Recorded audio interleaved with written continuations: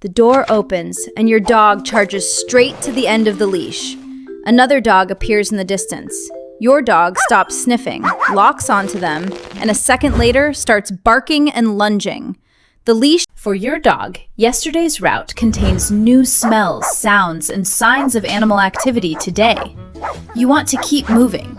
Your dog wants to stop, change direction, or suddenly rush towards something. That doesn't mean your dog should choose the entire route or stay glued to your side. The goal is to give them room to explore without letting a tight leash become the way they reach everything they want. The change from exploring to pulling can happen in a second. Your dog notices a smell or movement ahead and speeds up. You shorten the leash without thinking. Your dog keeps moving toward the target. You pull back, and the leash becomes a tight line between you. To you, that pressure says, "Stop pulling." But pressure alone doesn't tell your dog what action will make the walk continue. If you sometimes move forward while the leash is tight, pulling can still appear to work. Imagine the park you visit every day is just ahead. Your dog recognizes the direction and starts pulling. You hold them back, but a few seconds later, while the leash is still tight, you start walking again. The lesson may be simple. Pulling causes a brief delay, but it still gets them to the park. You're trying to say, we can go there, but you can't pull me there. Leash pressure alone may not make that difference clear. What your dog needs is a predictable contrast between the two situations. When the leash is loose, walk normally. If your dog rushes to the end of it, stop and steady your body instead of continuing to pull backward. You're not asking for a perfect heel. You're waiting for the pressure to change. Your dog might turn their head, shift their weight back, or move half a step toward you. As soon as the leash loosens, start walking again. The sequence is simple. The leash tightens, you stop. The leash loosens, the walk continues. At first, you may need to repeat this after only a few steps. Consistency matters more than force. Pulling should not make progress happen faster. A loose leash allows the walk to continue. If your dog wants to investigate a tree that is safe to approach, you can walk there together after the leash loosens and let them sniff. Reaching the tree becomes the reward. Your dog still gets to explore, but pulling is no longer what gets them there. This takes repetition. The goal isn't a perfect walk in one attempt. It's to make the rule predictable whenever the leash becomes tight. You still decide what is safe.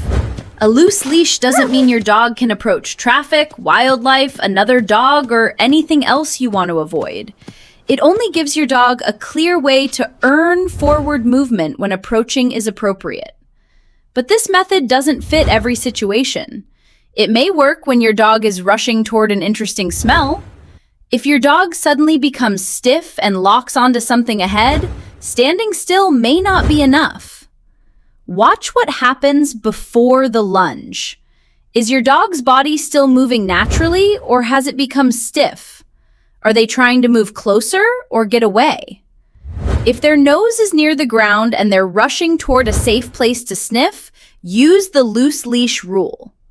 But if they lift their head and stare at another dog, their mouth may close, their weight may shift forward, and they may stop responding to their name. Those changes can appear before the barking begins. The earlier you notice them, the more chance you have to act before the leash is fully tight. If you can move safely, turn smoothly and create more distance. A parked car, tree, or corner can provide a temporary visual barrier. The aim is to move while your dog can still follow you, not wait until they're barking and then drag them away.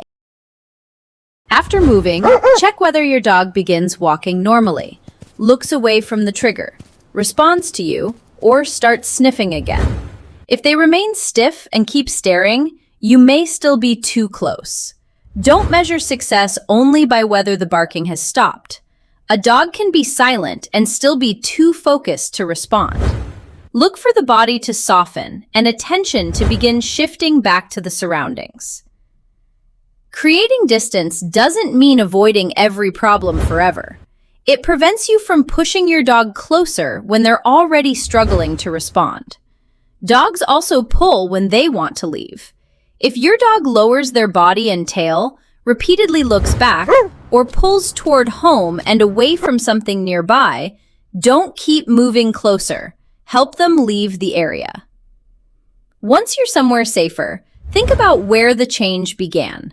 Was there a loud noise, an unfamiliar person, another animal, or a place your dog has reacted to before? Don't automatically label this as excitement or disobedience. Forcing a frightened dog closer so they can get used to it can make the next reaction stronger. There is one more possibility to consider. If a dog who used to walk comfortably suddenly pulls to one side, refuses a familiar route, limps, slows down, or reacts when part of their body is touched, check the fit of the harness or collar. Pain or another health issue may be involved. If the change appeared suddenly or keeps getting worse, speak with your veterinarian instead of treating it only as a training problem. A better walk starts with recognizing what is happening before you automatically pull back. If your dog is rushing toward something safe, stop and continue when the leash loosens. If their body becomes stiff and they lock onto a trigger, create distance before the barking and lunging begin. If they're pulling away from something, help them leave instead of forcing them closer. Once you understand the reason for the pulling, you can give your dog a clearer and more consistent response. And if the lunging is intense, hard to control, or getting worse, work with a qualified trainer or veterinary behavior professional who can observe it safely in person.